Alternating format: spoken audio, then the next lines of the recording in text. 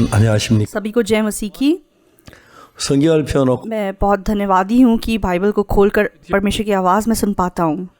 우리는 지금까지 우리 생각의 세계 속에 머물러 있어. तो लंबे समय से हम अपनी सोच की दुनिया में जिए हैं, 성경을 대하면 우리 마음에 하나님의 생각 세계로 말려 들어오고. लेकिन जब हम बाइबल को देखते हैं तो सच में हमारा मन परमेश्वर की दुनिया में प्रवेश कर सकता है। तो आप जो कोई भी हों, 여러분이 여러분의 생각 속에 세계 속에 있을 때와 하나님의 생각 세계 도로 전혀 다른 사람. तो आप जब अपनी सोच की दुनिया में जीते हैं और जब परमेश्वर की सोच की दुनिया में प्रवेश करते हैं तो आप बिल्कुल अलग जन बन जाते हैं। 소망을 갖게 돼. आप किसी परिस्थिति में आशा रख सकते हैं 감사하게 되고 और परमेश्वर को धन्यवाद दे सकते हैं 꿈으로 사는 삶을 살게 될 겁니다. और खुशी से अपना जीवन जी सकते हैं। 오늘 창세기 제 27장인 말씀을 읽겠습니다. तो आज उत्पत्ति 27 से हम वचन देखेंगे। 창세기 27장 1절부터 29절 좀 긴데요. उत्पत्ति 27 1 से लेके 29 तक थोड़ा लंबा है, 끝나면 이야기 많이 못할 것 같습니다. तो मुझे लगता है कि बाइबल पढ़ते पढ़ते समय सारा बीत जाएगा। 읽겠습니다. तो मैं पढ़ना शुरू करूंगा। 이삭이 나이 많아 눈이 어두워 잘 보지 못하더니 맏아들 에서를 불러 가로되 내 아들아 하며 그 가로되 내가 여기 있나이다 하니. जब इसहाक बूढ़ा हो गया और उसकी आंखें धुंधली ऐसी पड़ गईं कि उसको सूझता ना था, तब उसने अपने जेठे पुत्र इसाव को बुलाकर कहा, हे मेरे पुत्र। उसने कहा, क्या आज्ञा? 이삭이 가서 내가 이제 늙어 어느 날 죽을는지 알지 못하니. उसने कहा, सुन, मैं तो बूढ़ा हो गया हूँ और नहीं जानता कि मेरी मृत्यु का दिन कब होगा। 그런데 내 기우고 전통과 활을 가지고 들에 가서 나를 위해 사냥을 하여. इसलिए अब तू अपना तरकश और धनुष आदि हथियार लेकर मैदान में जा और मेरे लिए अहेर कर ले आ। 나의 즐기는 별미를 만든 내게다 가져다 먹게 하여 나로 죽기 전에 내 마음껏 내게 축복하게 하라. तब मेरी रुचि के अनुसार स्वादिष्ट भोजन बनाकर मेरे पास ले आना कि मैं उसे खाकर मरने से पहले तुझे भी जी भर के आशीर्वाद दूं। 이삭이 그 아들 에서께 말할 때 리브가가 들었더니 에서가 사냥하려 오려고 들러 나가매. तब इसाव अहेर करने को मैदान में गया। जब इसहाक इसाव से ये बात कह रहा था, तब रिबका सुन रही थी। 리브가가 그 아들 야곱에게 일러 가로되 내 부친이 내 형 에서께 말씀하시는 것은 내가 들으니 이르시기를. इसलिए उसने अपने पुत्र याकूब से कहा, सुन, मैंने तेरे पिता को तेरे भाई इसाव से ये कहते सुना है, 나를 위해 사냥하여 가져다가 별미를 만들어 나를 먹게 하여 죽기 전에 여호와 앞에 내게 축복하게 하라 하셨으니. तू मेरे लिए अहेर करके उसका स्वादिष्ट भोजन बना कि मैं उसे खाकर तुझे यहोवा के आगे मरने से पहले आशीर्वाद दूं। 근즉 내 아들아 내 말을 쫓아 내가 네게 명하는 대로. इसलिए अब हे मेरे पुत्र, मेरी सुन और ये आज्ञा मान। 염소 떼에 가서 거기서 염소의 좋은 새끼를 내게로 가져오면 내가 그것으로 내 부친을 위하여 그 즐기시는 별미를 만들리니. कि बकरियों के पास जाकर बकरियों के दो अच्छे अच्छे बच्चे ले आ और मैं तेरे पिता के लिए उसकी रुचि के अनुसार अच्छे मांस का स्वादिष्ट भोजन बनाऊंगी।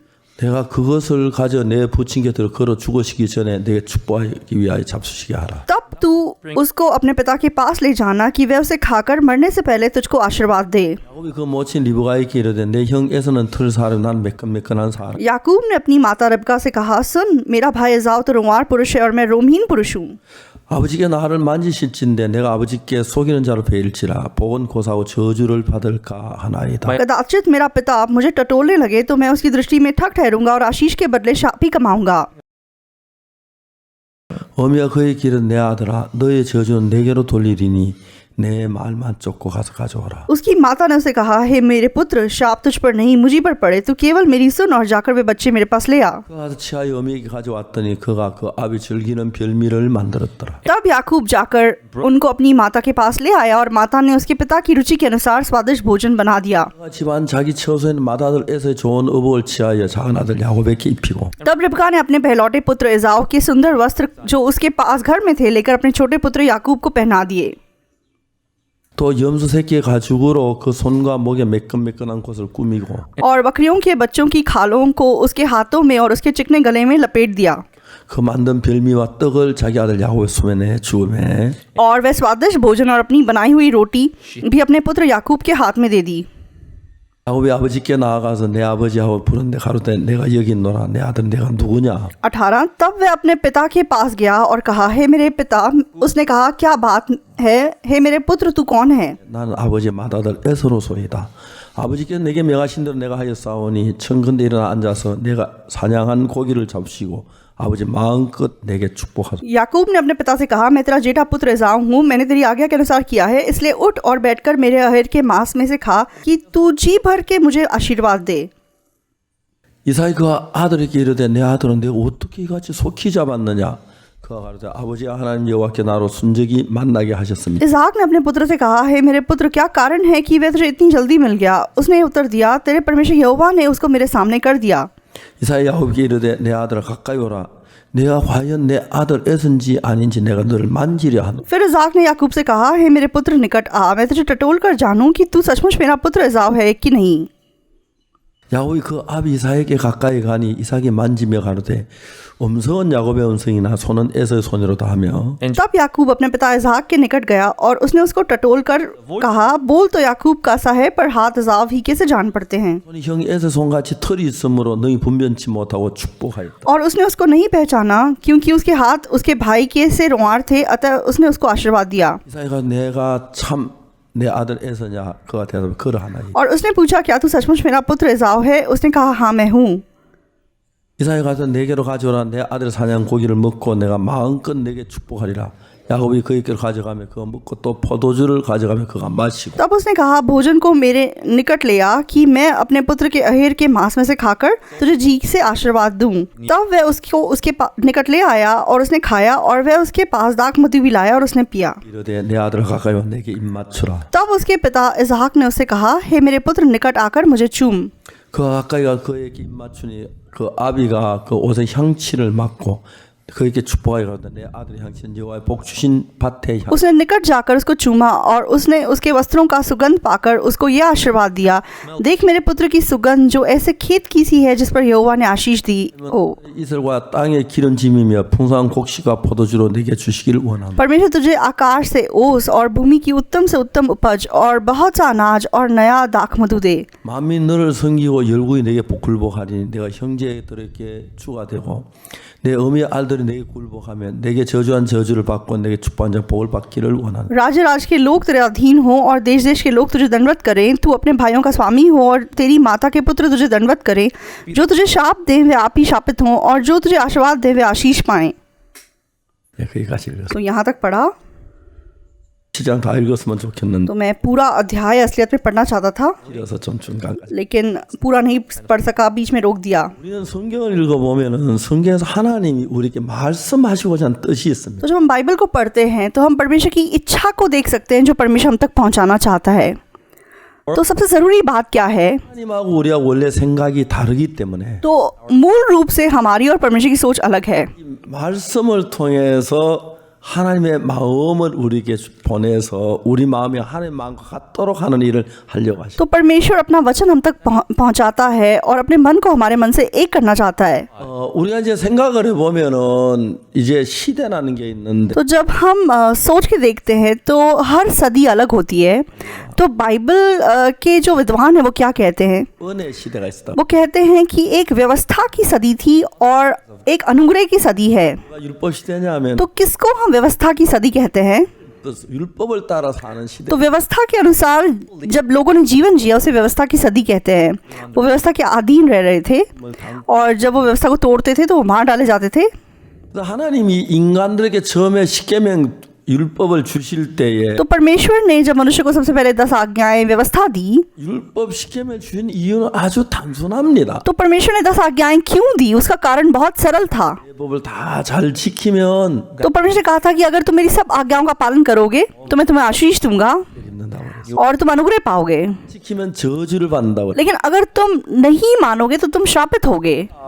율법을 지켜서 복을 받지 못할 걸 알고 계세요. तो परमेश्वर पहले से जानता था कि हम व्यवस्था का पालन करके आशीष नहीं पा सकेंगे। 하나님은 우리가 율법을 지켜 복을 받으라고 그렇게 말씀하셨죠. तो क्यों परमेश्वर ने हमसे कहा कि तुम इस व्यवस्था का पालन करो और आशीष पाओ? 인간이 죄 속에 빠졌는데 तो जरूरी बात ये है कि मनुष्य पाप में गिरा हुआ था 죄에서 건져내야 하는 겁니다. और परमेश्वर को मनुष्य को पाप से बाहर निकालना था। 착하게 살 수 있으면야 문제가 안 되지만 तो अगर हम व्यवस्था का पालन कर सकते और अच्छा जीवन जी सकते तो कोई समस्या नहीं थी। 누구도 율법을 잘 지켜서 복을 받을 만한 사람은 없었어요. लेकिन परमेश्वर की नजरों में कोई ऐसा मनुष्य नहीं था जो व्यवस्था का पालन कर सके और आशीष पा सके।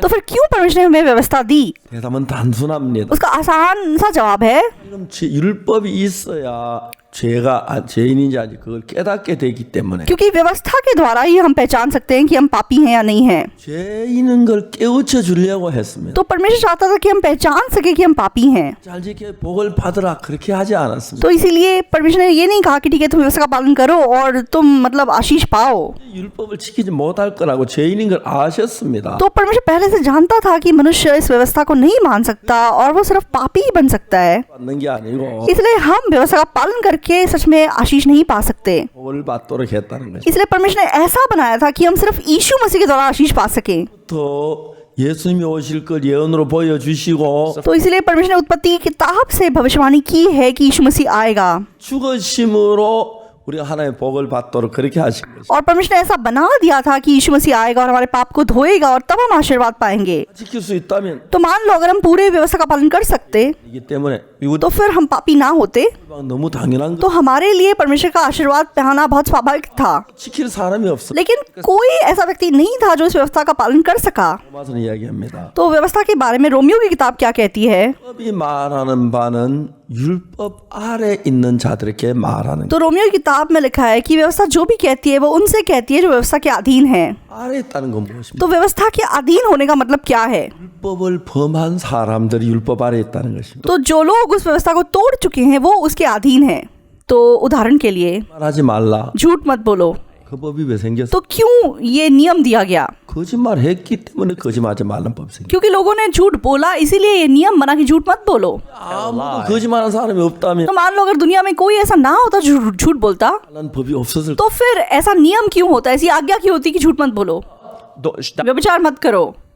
거였어요. Why do तो क्यों ये आज्ञा दी गई? 했기 때문에 가늠하지 말라는 법이 생겼어. क्योंकि लोगों ने व्यभिचार किया इसलिए ये आज्ञा दी गई। 아무도 가늠 안 한다. 가늠하지 말라는 법이 없었을 것입니다. तो मान लो अगर कोई व्यभिचार ना करता तो फिर ये नियम या आज्ञा ना बनती। हाँ, तुम चोरी मत करो। 예를 듭니다. उदाहरण के लिए 전사님 यहाँ पे मेरे साथ को पास्टर खड़े हैं, 거짓말하지 말아요. मैं इनको बोलूँ झूठ मत बोलो, 그 말은 무슨 말입니까? तो इसका मतलब क्या होगा? 거짓말했다. इसका मतलब इन्होंने झूठ बोला है। 맞죠? सही है, 거짓말하지 말아요. झूठ मत बोलो। 내가 언제 거짓말했는데? मैंने कब झूठ बोला है? 이제 그렇게 싸움이 되는 거예요. तो ऐसे करके लड़ाई हो जाती है। 거짓말하지 말라는 말은 तो झूठ मत बोलो इसका मतलब क्या है? 거짓말했다는 इसका मतलब तुमने झूठ बोला है। 거짓하지 말라는 말 चोरी मत करो इसका मतलब क्या हुआ? 했다는 얘기. इसका मतलब तुमने चोरी की है। 하지 말라는 말. व्यभिचार मत करो इसका मतलब क्या हुआ? इसका मतलब तुमने व्यभिचार किया है। 세상에 법이 먼저입니까? 범죄가 먼저입니까? तो आज्ञा पहले आई या अपराध पहले आया? 법은 범법함을 인하여 더한 것이라. तो आज्ञा इसलिए दी गई कि पाप और पापमय हो जाए। 절대로 죄를 범했기 때문에 법이 생기고 तो सच में आज्ञा इसलिए दी गई क्योंकि लोगों ने पाप किया। 하나님께서 인간에게 간음하지 말라, 살인하지 말라, 도둑질하지 말라 거짓증을 तो परमेश्वर ने कहा कि ठीक है तुम चोरी मत करो, तुम झूठ मत बोलो, तुम व्यभिचार मत करो, तुम झूठी साक्षी मत दो। 다 간음했고 거짓말했고 도둑질했고 탐내고 그랬어. इसका मतलब मनुष्य ने झूठ बोला, व्यभिचार किया, झूठी साक्षी दी, चोरी की। 해서 간음하지 말라는 법이 생겼기 때문에 क्योंकि लोगों ने व्यभिचार किया इसीलिए ये आज्ञा दी गई कि व्यभिचार मत करो। 그 사람 법 아래 있는 사람이라. तो जब किसी व्यक्ति को कहा गया तू व्यभिचार मत कर, इसका मतलब वो उस आज्ञा के अधीन है। 아무리 법을 잘 지킨다고 해서 तो जो व्यवस्था के अधीन है वो कितनी भी कोशिश कर ले उसका पालन करने की, 그러나 깨끗하지 못. तो वो आज़ादी महसूस नहीं कर सकता, वो संतुष्ट महसूस नहीं कर सकता। 있기 때문에 तो जो लोग व्यवस्था के अधीन हैं क्योंकि वो पाप कर चुके हैं, 앞으로 죄를 안 범해도 तो चाहे वो आगे को पाप ना भी करें 심판을 받을 수밖에 없습니다. तो वो न्याय पाए बिना फिर भी नहीं रह सकते। 있고 은혜 시대가 있는 तो एक व्यवस्था की सदी है और एक अनुग्रह की सदी है। 우리는 이미 다 법을 범한 사람인데 तो हम सब ऐसे लोग हैं जो व्यवस्था तोड़ चुके हैं। 범하면 तो आगे को अगर हम व्यवस्था को मानेंगे तो क्या हम स्वर्ग जा सकेंगे? 불가능합니다. ऐसा नहीं है, असंभव है, क्योंकि हम पाप कर चुके हैं। sins? 그래서 하나님은 우리를 죄에서 구원하기 위해서 뭘 해야 하냐면 तो इसलिए परमेश्वर को हमें पापों से छुड़ाने के लिए क्या करना पड़ा? 죄인인 줄을 깨닫아야 죄에서 구원을 받을 수 तो सबसे पहले जब हम ये पहचानेंगे कि हम पापी हैं तभी हम पाप से उद्धार पा सकेंगे। 주신 목적은 तो व्यवस्था दिए जाने का मकसद क्या था? 죄인인 것을 깨닫게 하기 위하여 율법을 주었다. तो व्यवस्था इसलिए दी गई कि हम पहचान सके कि हम पापी हैं। 로마 3장에 이야기하고 있죠. तो रोमियो 3 में हमें क्या बताया गया है? 3장 21절에 말합니다. तो रोमियो 3 के 21 में क्या लिखा है? 율법의 행위로 그 앞에 어렵다 하시면 얻을 육체가 없나니 तो क्योंकि व्यवस्था के कामों से कोई प्राणी उसके सामने धर्मी नहीं ठहरेगा, 깨달음이네. इसलिए कि व्यवस्था के द्वारा पाप की पहचान होती है। 율법을 줘서 착하게 살아 천국 가라고 율법을 준 게 아니. इसका मतलब परमेश्वर ने व्यवस्था इसलिए नहीं दी कि ठीक है तुम इसका पालन करो और अच्छा जीवन जियो और स्वर्ग जाओ। 깨닫게 하기 위하여 하는 율법을 줘. तो परमेश्वर ने हमें इसलिए व्यवस्था दी कि हम पहचान सके कि हम पापी हैं। 죄인인 걸 깨달을 때 어떻게 합니까? तो जब हम पहचान जाते हैं कि हम पापी हैं तो हम क्या करते हैं? 앞에 나와서 은혜로 죄 사함을 받는. तो हम यीशु के क्रूस के सामने जाते हैं और अनुग्रह से पापों की क्षमा प्राप्त करते हैं। 그러나 선을 행해서 복을 받지 못한다. तो दूसरे शब्दों में हम व्यवस्था का पालन करके भले काम करके सच में अनुग्रह नहीं पा सकते। 에서와 야곱이 아버지 앞에 나와 복 받고 싶은 마음이 있어. उत्पत्ति 27 में तो याकूब और इज़ाव दोनों अपने पिता से आशीष मांगना चाहते थे। 받는 방법이 있는데 तो आशीष पाने के दो रास्ते हैं। 에서는 사냥을 잘한다. तो इज़ाव शिकार बहुत अच्छा करता था। 사냥을 해서 고기를 잡아가지고 사슴이나 뭐 짐승을 잡아서 तो वह शिकार करके एक हिरन या कोई जानवर मार के लाएगा 와서 이제 요리를 아버지 앞에 가서 상을 복을 받게 되는 겁니다. और वह स्वादिष्ट भोजन बनाएगा और उसे पिताजी को खिला के आशीष पाएगा। 그러나 자기 수고로 하는 거죠. तो अपनी मेहनत अपनी कोशिश से वो आशीष पाने वाला था। 어떻게 복을 받습니까? लेकिन याकूब उसको कैसे आशीष मिलेगा? 아무것도 없이 उसने कुछ नहीं किया। 염소 다 키워놓은 거 तो बकरियां जो पहले से पाली हुई थी 오면 उनको लिया 어머니가 다 और माँ को दे दिया। माँ ने सब कुछ किया 그래서 이제 복을 받는. और माँ के द्वारा वो आशीष पा सका। 성경은 전 처음에 성경을 깊이 모를 때 तो जब मैं बाइबल को गहराई से समझता नहीं था 야곱은 거짓말을 했고 तो मैं सोचता था ये क्या मतलब हुआ? याकूब ने तो झूठ बोला है। 그대로 순전히 짐승을 잡아왔는데 야곱이 복을 받고 에서가 복 못 받는 거 이해가 안. और इज़ाव ने तो पिता की आज्ञा का पालन किया है। जो पिता ने कहा उसने सब कुछ किया और आशीष याकूब को मिल गया, इज़ाव को नहीं मिला। मुझे समझ में नहीं आता था। 법 시대가 있고 은혜 시대가 있는데 So God तो परमेश्वर ने सच में दो सदियों को हमें दिखाया है, एक व्यवस्था की सदी और एक 일자에 그렇게 आशीष की सदी, अनुग्रह की सदी। ये वचन यिर्मयाह 31 में हमें साफ 하는 우리 समझाया गया है। 줬어요. तो यिर्मयाह 31 में परमेश्वर कहता है कि उसने हमें व्यवस्था दी है। 출애굽기 20장에서 십계명 율법을 줘. तो परमेश्वर ने निर्गमन 20 में हमें 10 आज्ञाएं दी, 한 사람도 लेकिन उसका पालन करने वाला कोई भी नहीं था। 하나님은 율법을 가지고 심판을 하면 이 땅에서 살아남을 사람 아무도 없어요. तो इसलिए परमेश्वर अगर व्यवस्था के हिसाब से हमारा न्याय करेगा on the earth. तो इस दुनिया में एक भी ऐसा व्यक्ति नहीं है जो बच सकेगा। तो मैं आपसे बात करना चाहूंगा। And one day तो एक दिन यीशु मसीह मंदिर में शिक्षा दे रहा था 간주에 잡힌 여 तो शास्त्री और फरीसी व्यभिचार में पकड़ी गई स्त्री को पकड़ के लेके आए 아래 선생님 이 여자가 가늠하다 현장에 잡. और वे यीशु को बोलने लगे कि हे गुरु, ये स्त्री व्यभिचार करते हुए पकड़ी गई। 이런 자 돌로 치라고 말. मूसा ने व्यवस्था में हमसे कहा है कि ऐसे पे पथराव होना चाहिए, 이건 어떻게 말하겠다. लेकिन तू इसके विषय में क्या कहता है? 칠까요 말까요? तो इसको मारे या ना मारे? 예수님께서 아마 손가락 땅에 글씨를 쓰셨어요. तो यीशु मसीह ने कुछ नहीं किया। यीशु मसीह झुका और भूमि पर लिखने लगा और उसके बाद यीशु ने क्या कहा? 그 중에 죄 없는 자가 먼저 돌로 치라. तुम में से जो निष्पाप है वो इसको पहला पत्थर मारे। 그러면 거기에 예수님 놔두고 그 여자 돌로 칠 사람 하나도 다 तो 같죠. यीशु को छोड़ बाकी सब पत्थर फेंक के चले गए। way. 그건 다 법을 어긴 사람. तो वो सारे ऐसे लोग थे जिन्होंने व्यवस्था को तोड़ा था। 놓고 उन्होंने खुद ने व्यवस्था को तोड़ा था 치려고 왔어. और वे इस औरत पे पत्थर मारने की कोशिश कर रहे थे। 그걸 받아. तो उनको अपने विवेक में चुभन महसूस होने लगी। 그러면 그게 두 가지 구원을 받는 방법이에요. तो यहाँ दो तरीके हैं सच में उद्धार पाने के। 잘 지켜서 복을 받는 방법. तो एक तरीका है कि हम व्यवस्था का पालन अच्छी तरह से करें और उद्धार पाएं, 그렇지만 예수님 우리 죄를 대신해 주셔서 복을 받는 방법이 있습니다. और दूसरी ओर चाहे हमने व्यवस्था का पालन नहीं किया है लेकिन यीशु मसीह क्योंकि हमारे पापों के लिए मर गया इसलिए हम आशीष पा सकते हैं। 그렇게 하기 위해서 율법을 주시고 तो परमेश्वर चाहता था कि हम पहचान सके कि हम पापी हैं, इसलिए परमेश्वर ने व्यवस्था दी और इसलिए परमेश्वर ने व्यवस्था की सदी बनाई। 율법이 이 땅에 내려오는 그때 तो जब से व्यवस्था इस दुनिया में आई 1471년이라고 तो वह 1491 की बात है, 71년이. BC 1491 BC। 1491년에 तो 1491 BC में 이집트에서 나와 इजरायली मिस्र से बाहर निकले 나오는 길에 그 시내산 아래에서 모세가 시kem 돌판을 और जब वो रास्ते में थे तब मूसा शिने के पर्वत पे गया और वह 10 आज्ञाओं को तो तख्तियों पे लिख के लाया 속 죽임을 당했어. और जब से 10 आज्ञाएं तब से लोग मरना शुरू हो गए 금송아지를 만들어 춤추다가 3,000명이 तो सबसे पहले उन्होंने सोने का बछड़ा बनाया और तब 3000 कुछ लोग मर गए 계속 죽는 죽음이 왔어. और उसके बाद लगातार उनके ऊपर मृत्यु आती गई 돌에 맞아 죽고 तो जब कोई व्यभिचार करता तो उसको पत्थर पड़ते और वो मर जाता जब वो शिकायत करते तो वो मरते हर एक बात पे मतलब उन पे मौत आई 처음부터 인간이 죄를 범할 거라. तो परमेश्वर शुरुआत से जानता था कि मनुष्य पाप करेगा 인간의 죄를 위해서 예수님을 보내 우리 구원하실 걸 아셨는데 तो इसीलिए परमेश्वर ने यीशु मसीह को भेजा कि वह हमें बचा सके 하나님은 한 가지 필요한 게 있었습니다. तो सच में परमेश्वर को हमें बचाने के लिए एक चीज की जरूरत थी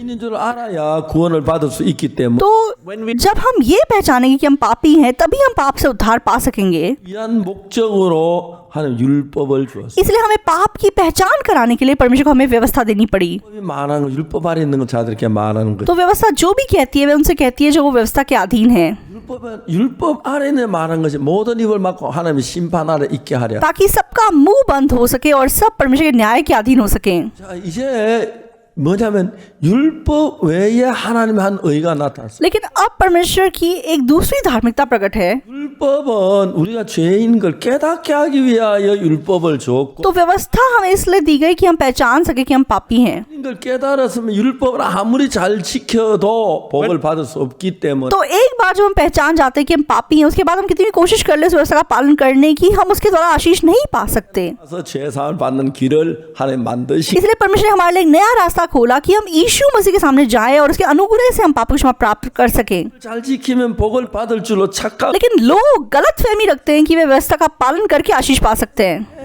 계속 저주가 왔어. तो व्यवस्था के द्वारा हमारे ऊपर सिर्फ श्राप आ सकता है 우리에게 뭘 가르쳐 주고 싶어? तो परमेश्वर हमें क्या सिखाना चाहता था certain thing. 우리가 율법을 잘 지켜서 죄 사함을 받을 수 없고 तो हम व्यवस्था का पालन करके सच में पापों की क्षमा नहीं पा सकते आशीष नहीं पा सकते 오셔서 इसलिए यीशु मसीह को आना पड़ा 우리를 하나님 앞에 서기에 부족함이 없도록 만들어 주어서 그걸 가져갔을 때 복을 받도록 하는 걸 이야기하고 싶었습니다. और उसने सच में हमें सिद्ध रूप से परमेश्वर के सामने अपने लहू के द्वारा खड़े होने दिया कि हम आशीष पा सकें 보면은 반드시 에서가 복을 받아야 하고 야곱은 거짓말을 했는데 저주를 받아야 하고 तो व्यवस्था के हिसाब से अगर हम देखें तो फिर इज़ाव को आशीष मिलना चाहिए और याकूब को श्राप मिलना चाहिए 저주를 받고 야곱은 복을 받는 लेकिन बाइबल में हम देखते हैं कि इज़ाव श्रापित हुआ और याकूब को आशीष मिला 이 이야기는 우리에게 뭘 가르쳐 주기 위해 तो ये कहानी हमें क्या सिखाती है 선을 행하고 율법을 지키고 착하게 해서 잘해서 복을 받는 तो हम अच्छे काम करके भलाई करके व्यवस्था का पालन करके हम आशीष पा सकते हैं 하나님 그러면 너도 저주받게 परमेश्वर हमें बताना चाहता है कि तुम सिर्फ श्रापित हो सकते हो 내가 아무것도 한 게 없지 लेकिन चाहे मैंने कुछ भी नहीं किया है Good. 예수님 십자가에 못 박혀 우리 죄를 위해 하셔서 그걸 믿고 나갈 때 복을 받는 जब मैं विश्वास करता हूँ कि यीशु मसीह मेरे पापों के क्रूस पे मर गया और उसके लहू पे निर्भर करके जब मैं परमेश्वर के पास जाता हूँ तो मैं आशीष पा सकता हूँ 어머니가 그 염소 한 마리 끌어 주니까 요리 다 해가지고 다 해준 어머니 해준 그걸 들고 나갔을 때 바로 복 तो हम देख सकते हैं कि याकूब सच में उसने कुछ नहीं किया सब कुछ उसकी माँ ने किया जो माँ ने तैयार किया वो लेकर वो पिता के सामने खड़े हुआ और वे आशीष पाया परमेश्वर ने कहानी उत्पत्ति की किताब में क्यों लिखी है मनुष्य पाप कर चुका है 죄를 보면 क्योंकि मनुष्य ने पाप किया है 앞으로 율법을 지킨다고 해서 죄가 씻어지 आगे को व्यवस्था का पालन कर भी ले तो भी उसके पाप धुल जाएंगे ऐसा नहीं है Given. 악을 저질렀기 때문에 저주를 받아 तो क्योंकि वो पाप कर चुका है इसलिए उसको श्राप मिलना होगा 앞으로 율법을 잘 지킨다고 해서 이미 율법을 어긴 것이 사해지는 건 तो आगे को तुम व्यवस्था का पालन करोगे लेकिन पीछे जो तुमने व्यवस्था को तोड़ा है वो नहीं धुल सकते 율법을 잘 지켜서 죄가 사해지는 게 아니야 तो हमारे पाप इसलिए नहीं धुल सकते क्योंकि हम व्यवस्था का पालन कर रहे हैं 피로 죄가 사 यीशु मसीह का लहू जो उसने क्रूस पे बहाया उससे हमारे पाप धुल सकते हैं 알고 내가 죄인인 사실을 깨달아 इसलिए व्यवस्था के द्वारा जब हम पहचान जाते हैं कि हम पापी हैं 다른 아무것도 할 필요가 없이 तो हमें उसके बाद कुछ करने की जरूरत नहीं है 십자가의 피로 내 죄가 씻어진 그 사실을 믿음으로 받아들인 것이. हमें सिर्फ इस सच्चाई को मन से स्वीकार करना है कि क्रूस पे जो यीशु ने लहू बहाया उसने हमारे पापों को धो दिया। 임했습니다. तो प्रेरितों की किताब में हम देखते हैं कि पेंतेकोस के दिन पवित्र आत्मा उतरा। 왜냐면은 तब पतरस क्या बोलता है?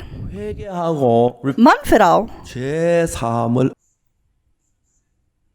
죄 지은 걸 인정해야죠. मन फिराओ और तुम में से हर एक अपने अपने पापों की क्षमा के लिए यीशु मसीह के नाम से बपतिस्मा ले, तो तुम पवित्र आत्मा का दान पाओगे। 인정하는 것이 तो बिना मन फिराए हम 필요가 없는 것은 पापों की क्षमा नहीं पा सकते। सबसे पहले मन फिराने का मतलब है कि मानना कि मैं पापी हूँ। among those who has 다 not 죄를 sinned. 지었 तो एक्चुअली में क्यों मन फिराने की भी जरूरत है? क्योंकि हम सबने पाप किया ही है, सबने पाप किया है, हम पापी हैं। 게 속아서 लेकिन बहुत सारे लोग 죄를 지었지만 शैतान से धोखा खाते हैं, चाहे उन्होंने पाप किया है, चाहे पाप किया है, लेकिन जब वो थोड़े अच्छे काम कर लेते हैं 죄가 तो उनको लगता है कि हाँ मैंने तो बहुत अच्छे काम किए हैं, इसलिए मैं स्वर्ग जा सकता हूँ। 율법의 행위로 그 앞에 어렵다 하지만 얻을 육체가 없어. लेकिन वचन में लिखा है कि कोई भी व्यवस्था के कामों से उसके सामने धर्मी नहीं ठहर सकता। 하나는 그건 무익한 거. तो मैं अपने पाप करने के बाद मैं अच्छे काम करने की कोशिश करूँ, उसका कोई फायदा नहीं है। मेरे अच्छे कामों से मेरे पाप नहीं धुल सकते। 제가 어느 날 성경을 얘기한 우리 교회에서 तो एक बार मैं हमारे चर्च में बाइबल से कुछ शिक्षा दे रहा था, 선이 없고 의의가 없다는 तो मैं समझा रहा था कि मनुष्य के अंदर भलाई नहीं है, धार्मिकता नहीं है। 그러면 사람들 굉장히 기분 나빠. तो लोग ऐसी बातें सुनना पसंद नहीं करते। 행한 거 있나? मेरे अंदर तो भलाई है, मैंने तो अच्छे काम किए हैं, 이걸 행한 거. मैंने तो धर्म के काम किए हैं, 뭐 11조도 내. मैंने तो दशवान दिया है, 내가 주님 앞에 기도도 해. तो मैंने कितनी प्रार्थना की है, 기도 मैंने तो उपवास प्रार्थना की है, मैंने गरीबों की मदद की है, 참 착하게 살았다. मैंने बहुत अच्छे काम किए हैं। Isn't it not? क्या ये भलाई नहीं है? क्या ये अच्छे काम नहीं है? Says that बाइबल क्या कहती है? 남이 다 죄를 범해. बाइबल कहती है कि सबने पाप किया, 나니 하도 없다. कोई धर्मी नहीं, एक भी नहीं। 한번 창세기 공부를 제가 저희들 교회에서 했는데 तो एक बार हमारे चर्च में हम उत्पत्ति की किताब से बाइबल स्टडी कर रहे थे। 뭐라면 in the तो उत्पत्ति की किताब में क्या लिखा है? 라는 이야기 나올 때 नूह के बाढ़ के बारे में जब कहानी आती है 야기 세상에 관영한가 तो वहाँ लिखा है कि परमेश्वर ने देखा कि मनुष्य की बुराई पृथ्वी पर बढ़ गई है 그 마음의 모든 생각이 항상 악뿐임을 보시고 और उसके मन के विचार में जो कुछ उत्पन्न होता है वो निरंतर बुरा ही है। 이야기를 잘 보세요. तो आप लोग ध्यान से मेरी बात को सुनिए। 볼 때 사람의 죄악이 세상에 관영했고 God saw तो परमेश्वर की नजरों में मनुष्य की बुराई इस पृथ्वी पर बढ़ गई है 생각의 모든 계획이 항상 악할 뿐. और उसके मन के विचार में जो कुछ उत्पन्न होता है वो निरंतर बुरा ही है। 하나님이 이렇게 말씀하세요. परमेश्वर का वचन ऐसा कहता है, 사람들은 그렇게 말 안 해요. लेकिन लोग ऐसा नहीं कहते हैं। 다른 말을 लोग परमेश्वर से अलग बात बोलते हैं। 선행한 건 있어. हाँ मैंने बुराई तो की है, 나 선행한 것 लेकिन मैंने अच्छाई भी की है, 것도 있어. मैंने भलाई भी की है, मैंने दूसरों को मदद किया है। this is how ऐसा लोग सोचते हैं। 이 때문에 사람들은 자기가 좀 선하다고 생각을 하고 that's what और इसलिए क्योंकि लोग सोचते हैं कि वो अच्छे हैं if I do और वो सोचते हैं कि और अगर मैं अच्छाई करूं 딱 있는데 तो जिस प्रकार एक तराजू के ऊपर उनको रखा जाएगा, 지옥을 가고 if you अगर मैं बुराई ज्यादा करूंगा तो मैं नरक चला जाऊंगा, अगर मेरी भलाई बढ़ जाएगी तो मैं स्वर्ग चला जाऊंगा। 저울처럼 그렇게 생각하는 사람 तो लोग सोचते हैं कि आत्मिक जीवन एक तराजू के समान है, 있었습니다. God did not लेकिन परमेश्वर के वचन हमें ऐसा नहीं बताते। God परमेश्वर का वचन कहता है कि मनुष्य में कोई अच्छाई नहीं है। I gave तो एक बार मैं ये प्रचार कर रहा था, 약국을 하는 부인 자매가 있었어요. तो हमारे चर्च में एक बहन थी जो दवाई की दुकान चलाती थी। 내가 한 설교에 대해서 의문이 생긴다고. तो एक बार वो मेरे पास आई और उसने कहा कि वो मुझसे एक सवाल पूछना चाहती है मेरे प्रचार के बारे में। मैंने कहा हाँ पूछो। 대구 파동이라는데 좀 약간 가난한 동네에서 약국을 해요. तो देगू फादोंग नाम की एक जगह है, थोड़ा सा गरीब एरिया है, वो वहाँ पे दवाई की दुकान चलाती थी। 근데 तो जैसे वो दवाई बेचती थी 동네 가난한 사람들이 있었어요. तो मतलब उस एरिया में बहुत गरीब लोग रहते थे। 그 약을 정기적으로 타다 먹는 사람이 있는데 तो कुछ मरीज ऐसे होते थे जिनको मतलब रेगुलरली दवाई खानी पड़ती थी, 그걸 사러 안 오는 거예요. लेकिन कुछ लोग गरीब थे इसलिए वो समय समय पे दवाई खरीदने आते नहीं थे। sent. 전화를 해요. तो वो उनको फ़ोन करती थी, 잘 있느냐고. Are you आप कैसे हैं, ठीक हैं? yes. हाँ जी ठीक हैं। 약이 떨어질 것 같은데. तो अब तक आपकी दवाई ख़त्म हो गई होगी। 그랬다고. yes हाँ ख़त्म हो गई है। 약 사러 왔냐고. तो आप दवाई खरीदने क्यों नहीं आए? oh, I- पैसे नहीं है। 이 부인이 이야기를 해요. तो ये औरत क्या बोलती थी? 일단 약국으로 오라고. just come चलो आप दुकान पे आओ, और वो आ जाते थे 이야기를 해요. And she और वो उनको क्या बताती थी, 약을 먹어도 안 먹어도 되는 게 아니고 तो तुम्हारी दवाई ज़रूरी है, ऐसा नहीं है कि तुम खाओ तो भी चलेगा, नहीं खाओगे तो भी चलेगा। अगर तुम दवाई बीच में बंद कर दोगे 내성이 생겨요. तो तुम्हारी जो बीमारी है वो लाइलाज हो जाएगी, 먹어도 안 돼. उसके बाद तुम दवाई खाओगे भी तो भी असर नहीं होगा 죽어야 돼. और तुम मर जाओगे। 그런 병들이 있대요. कुछ बीमारियां ऐसी होती हैं। 이제 우리가 뭐 예를 저 어떤 병에 걸린 그 병에 대한 면역이 형성돼 가지고 다음에 그 병이 와도 병이 안 걸리죠. तो कुछ बीमारियां जब हमें होती हैं तो हमारे शरीर में इम्यूनिटी बन जाती है कि अगली बार वो बीमारी नहीं होती। 또 면역 체계를 उसी प्रकार जो कीटाणु होते हैं उनके अंदर भी एक इम्यूनिटी बन जाती है। 병균이 죽어요. तो जब हम दवाई खाते हैं तो कीटाणु मर जाते हैं, 다 죽어가다가 약을 끊으면 다시 살아나잖아요. लेकिन जब वो लगभग मर जाते हैं और हम दवाई रोक देते हैं तो वो कीटाणु बच जाते हैं। 약에 대한 내성을 가지고 있고 तो ये जो कीटाणु बच जाते हैं इनके पास दवाई के प्रति इम्यूनिटी बन जाती है 아무리 먹어도 और उसके बाद तुम कितनी भी मतलब दवाई खा लो वो कीटाणु मरते नहीं है। 같은 게 그렇다. तो जिस प्रकार टीबी की बीमारी ऐसी होती है, 내가 아는 어떤 아가씨가 결에 걸렸는데 약을 तो मैं जानता था एक लड़की को जिसको टीबी की बीमारी थी और उसने शुरू में दवाई खाई 먹다가 이제 다 나아서 이제 약을 병 끊었는데 और लगभग जब वो ठीक हो गई तो उसने दवाई छोड़ दी 1년 지난 좀 뒤에 다시 재발 और कुछ एक साल के बाद वो दवाई मतलब वो बीमारी दोबारा उसको हो गई। 남아있는 병균이 다시 살아나. तो कीटाणु जब लगभग मर जाते हैं और थोड़े बहुत बच जाते हैं 약에 대한 내성을 가지고 있다. तो उन कीटाणुओं के अंदर शक्ति होती है, दवाई भी उन पर असर नहीं करती और उसके बाद आप चाहे दवाई खाओगे वो ठीक नहीं होगे। 이게 설명해요.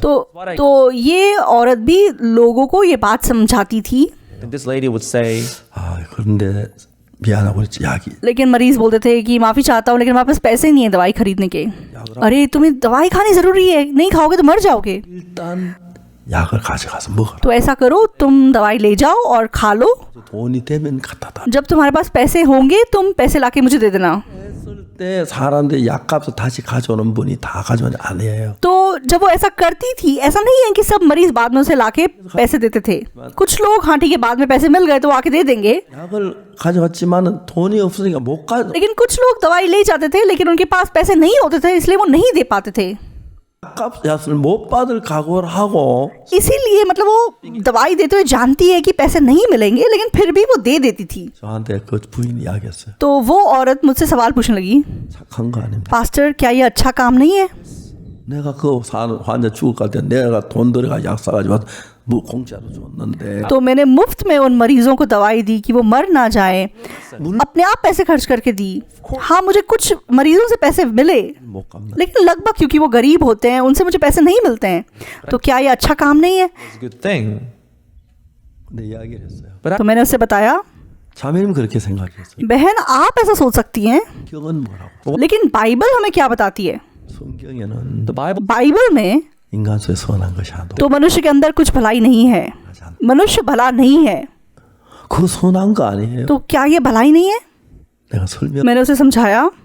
한번 미국 시카고에서 집회를 했는데 एक बार मेरा अमेरिका शिकागो में एक बाइबल सभा थी, 이게 저 여자들 참 뭐 목걸이 뭐 귀걸이 이렇게 파는 상회가 있었어요. तो वहाँ पे एक बहन थी जिसकी मतलब ज्वेलरी की दुकान थी, मतलब चेन और अंगूठियाँ वगैरह। 그 자매님이 제가 이제 미국에 와서 집회를 안에 가는 날 그 목걸이 이만큼 뭉쳐가지고 तो मतलब मैं अमेरिका सभा के लिए गया था, तो जिस दिन मुझे वापस आना था तो उसने मतलब एक मुट्ठी भर सोने की चेन जैसी मुझे दी, मतलब she gave गिफ्ट दिया कि आप इसे ले जाओ। 비행기를 많이 तो मैं बहुत फ्लाइट में चढ़ता हूँ 비행기 어떨 때는 막 비행기에 급할 때 और कभी कभी मुझे फ्लाइट से उतरने के बाद बहुत जल्दी कहीं पहुँचना होता है।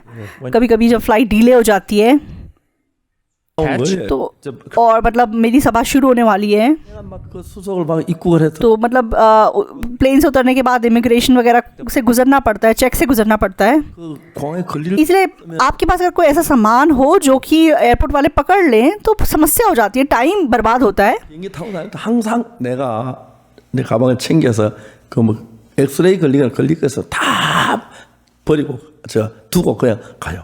इसलिए जब भी मैं फ्लाइट में चढ़ता हूँ मैं जानबूझ के मतलब जो भी सामान मतलब सिक्योरिटी चेक में फंसने वाला सामान होता है मैं कभी ऐसा सामान अपने पास नहीं रखता हूँ। तो मुझे ऐसा लगा कि ये मुट्ठी भर सोने की चेनें अगर मैं लेके जाऊँगा तो ज़रूर ये पकड़ी जाएंगी, तो मैंने उसे बैग से बाहर रख दिया And I left. और मैं वहाँ से निकल गया और मैं फ्लाइट में चढ़ गया। 서울 공항에 왔는데 जब मैं सोल एयरपोर्ट पे पहुँचा 관원들이 나한테 물었어. तो मतलब कस्टम्स वाले पूछने लगे 신고할 물건 कि आपको कुछ सामान डिक्लेयर करना है। मैंने कहा नहीं मेरे पास कुछ नहीं है। 실례지만 가방 좀 봐도 तो एकदम से बोलने लगे कि आपका बैग चेक कर सकते हैं, 가방 줬어요. तो मैंने दे दिया। 보니까 When they तो जब उन्होंने बैग खोला 이런 게 나와. तो वो एक मुट्ठी भर लाइक सोने की चेन निकली। 저 얼마나 놀랐는지. तो मैं इतना हैरान रह गया। 신문 날 일이에요. ऐसी कहानी मतलब अखबार में छप जाएगी। in the papers. 박옥수 목사 금괴 밀수하다 참. Pastor ओक्सू park सोने की स्मगलिंग करते हुए पकड़ा गया। 아, 내가 막 아찔. तो मतलब मुझे इतना शौक लगा। 아, 어떤 친절한 형제가 तो किसी बहुत ही वफादार भाई ने 아니면 이건 모르고 안 가져갔구나 싶어서 उसे लगा होगा हाँ पास्टर ये अपना सामान भूल गए। 집어내 놨는데 그걸 मैंने अपनी तरफ से जरूर उसको बैग से बाहर निकाल के रखा था, लेकिन उस भाई ने दोबारा मेरे बैग में डाल दिया होगा। 자, 제가 곤란해서 तो मैं बहुत ही हैरान हो गया। 세관은 얘기해요. तो वो कस्टम ऑफिसर बोलने लगा 아시아 आपको इसको डिक्लेयर करना चाहिए था। 사정을 얘기했어요. तो मैंने उसे समझाया। 아, 이거 안 그래 난 누가 나 몰래 넣은 것 मैंने कहा मैं असल में इसको छोड़ के आया था, किसी ने ना जान के मेरे बैग में डाल दिया। 같은데 끄시면 तो मुझे पहले ही पता था कि कोई ना कोई कस्टम्स इसको पकड़ लेगा, मुझे गिफ्ट मिला था इसलिए मैंने छोड़ दिया था इसको, किसी ने गलती से मेरे बैग में डाल दिया। 금목걸인 거예요. लेकिन प्रॉब्लम ये है कि वो सोने की चेन है जैसे। 제가 저 세관한테 이야기 तो मैंने स्टाफ को क्या बोला, 거리 아닙니다. ये असली सोना नहीं है, 맥힙니다. ये बस सोने की परत चढ़ी हुई है। 금 같은데요. तो वो कह रहा है ये तो सोना लग रहा है। 아니라고. No. नहीं ये सोना नहीं है। 한국 사람들은 여자들이 금목걸이 많이 합니다. तो कोरियन लोगों को, कोरियन औरतों को सोने की चेन पहनने का शौक होता है। अमेरिका में कोई सोने की चेन नहीं पहनता। necklace. 한국은 치안이 좋아서 금목걸이 매도 괜찮지만 Because तो मतलब कोरिया में सिक्योरिटी अच्छी है इसलिए सोना पहन के आप इधर उधर जा सकते हैं। 몰고 다니면 생명 위협이 많이 लेकिन अमेरिका में कोई सोना वोना पहन के घूमेगा तो जान को खतरा हो सकता है, 맥히한 걸. इसलिए लोग गोल्ड प्लेटेड पहनते हैं। 세관이 날 보고 하는 말이 तो जो कस्टम्स का स्टाफ था उसने मुझे बोला कि मैं माफ़ी चाहता हूँ, 진짜 금목걸이하고 맥히한 금목걸이 구분 못합니다. मतलब हमें तो असली और नकली में अंतर समझ में नहीं आता। 어렵네요. I was in a तो मैंने कहा अब ये समस्या हो गई। तो मैं खुद भी ऐसे ही देख के अंतर नहीं पहचान सकता, लेकिन मुझे ये पता है कि अमेरिका में कोई मतलब नहीं पहनता सोने की चेन वगैरह। 한국 사람, 중국 사람밖에 없어요. It's only, तो चाइना और कोरिया के लोगों को सोने की चेन पसंद होती है, 그때 그 맥기해요. but in तो अमेरिकन लोग सिर्फ गोल्ड प्लेटेड ज्वेलरी पहनते हैं, 맥기 그렇죠. like 8. तो 18 कैरेट वगैरह को पहनते हैं। 아, 진짜 어려웠어요. तो बड़ा मुश्किल था। 나중에 내가 얘기했어요. तो मैंने बाद में कहा, 혹시 칼 같은 मैंने कहा आपके पास एक चाकू होगा? 칼이 얼마든지 구하 हाँ होगा। 가져왔어요. तो चाकू ले आए। तो मैंने कहा इसको घिसो। 이분이 끌고 됩니까? Is it okay? तो घिस सकते हैं इसको हम, हमारी जिम्मेदारी नहीं है। 끌어라. मैंने कहा हाँ, 끌고 इसको थोड़ा सा खुरच के देखो, घिस के देखो।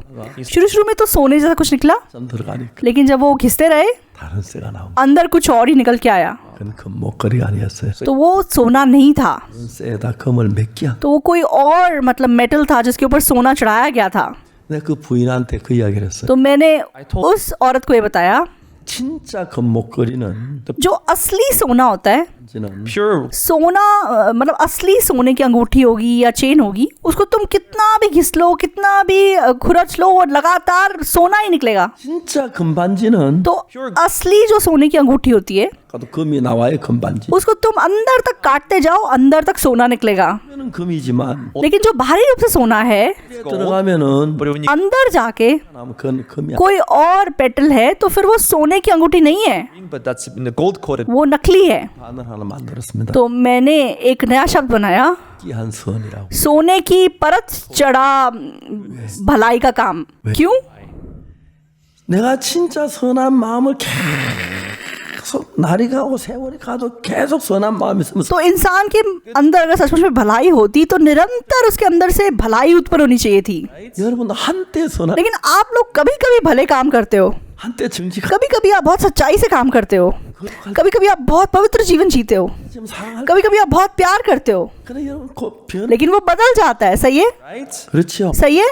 그거는 선이 아니에요. तो फिर वो सच्ची भलाई नहीं है, 선이. That वो सोने की परत चढ़ी भलाई है। 여러분 선하지만은 तो बाहरी रूप से लगता है कि भलाई है, 그들은 가고 만 가지 악이 다 있는 लेकिन मन की गहराई में जब जाओ तो अनगिनत बुराई छिपी हुई है। 그 거짓에 안 속기 때문에 तो परमेश्वर उन नकली चीजों से धोखा नहीं खाता। 아시기 때문에 परमेश्वर जानता है, 여러분이 선을 행한다고 아예 믿질 않아요. तो इसलिए परमेश्वर शुरुआत से विश्वास नहीं करता कि आप भलाई कर सकते हो। इसलिए परमेश्वर ने व्यवस्था क्यों दी? laws 율법을 주신 목적 व्यवस्था देने का मकसद क्या है? 하기 위해서. व्यवस्था देने का मकसद है कि हम ये पहचान सके कि हम पापी हैं। 우리가 율법을 없으면 내가 죄인인 줄 모르잖아. जब तक व्यवस्था नहीं होगी तो हम कैसे जानेंगे हम पापी हैं? 율법을 지켜 가지고 선하게 되는 게 아니라 इसीलिए व्यवस्था का पालन करके हम भले नहीं बन सकते। 사망이기 때문에 पाप की मजदूरी मृत्यु है। 어느 누구도 자기가 악을 하도 안 죄를 한번 지은 적이 없는 사람 없으니 क्योंकि कोई ऐसा व्यक्ति है जिस जिंदगी में एक भी बार कभी पाप नहीं किया,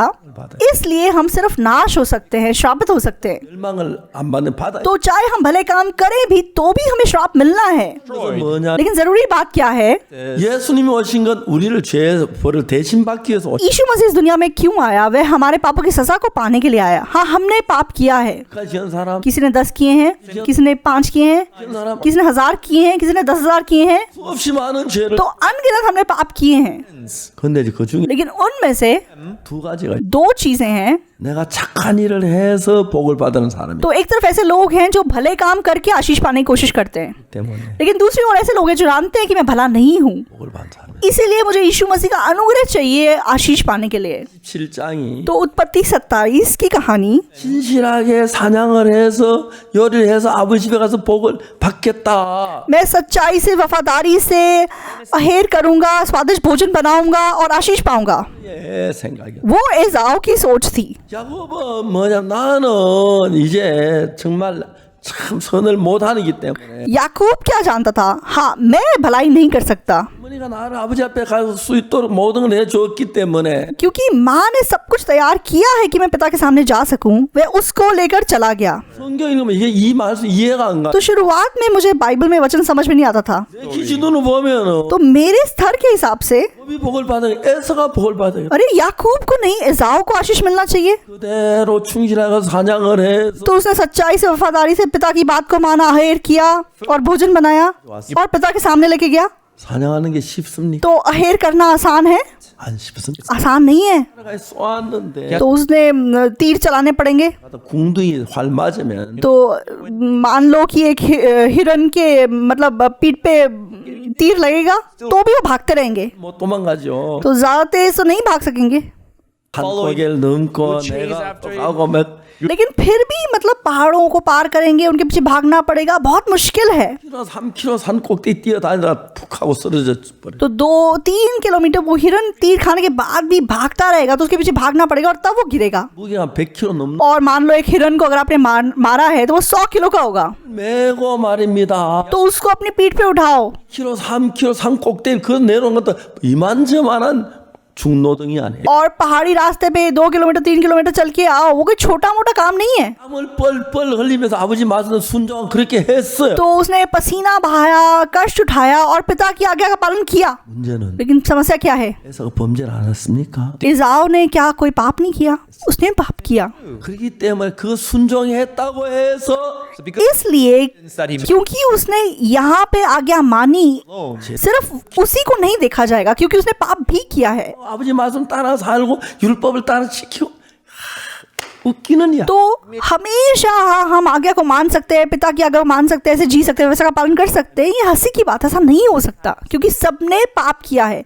परमेश्वर हमें कहता है, 이렇게 생각 안 해. आप लोग ऐसा सोचते नहीं होंगे, 그렇지. हाँ मैंने पाप तो किया है 제 사람하고는 लेकिन मैं उससे तो अलग हूँ।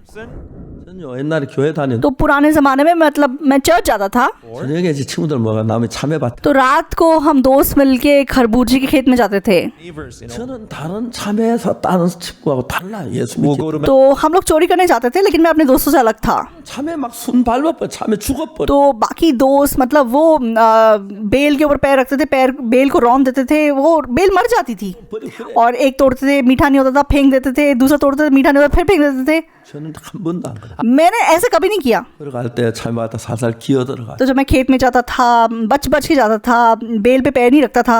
하지만 뭐다면 그 और चाहे मैं चोरी करने के लिए जा रहा हूँ, 오늘 밤에 참외가 죽어버리면 अगर मैं बेल को रौंद दूंगा तो मतलब बेल मर जाएगी और बाकी फल भी सूख जाएंगे।